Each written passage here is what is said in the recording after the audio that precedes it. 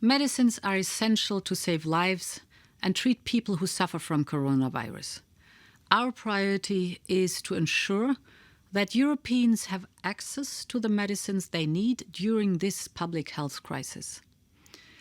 Since the start of the outbreak, we have monitored the situation with the support of our European Agency for Medicine. We have engaged with the industry to anticipate any possible disruption in the supply of these critical products. Indeed, we need larger quantities of medicines to treat coronavirus patients in hospitals. And this is why today we adopted guidelines to ensure that Europeans have access to affordable medicines during this crisis. We ask that national governments lift any export ban on medicines. Such restrictions can lead to shortages elsewhere in the European Union. And it is equally important that they avoid stockpiling, because this prevents medicines from being in the pharmacies and the hospitals where they are needed.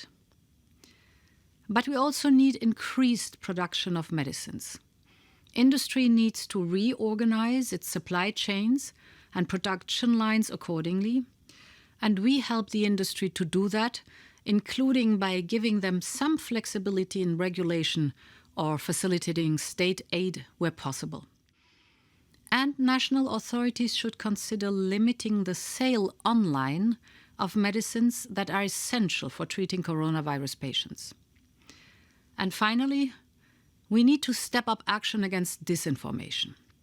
It can push citizens to stockpile or use the wrong medicines.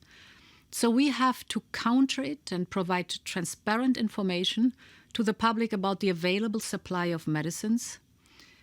We are faced with a pandemic, and we see it as our duty, even more than usual, to help ensure that Europeans have the medicines they need.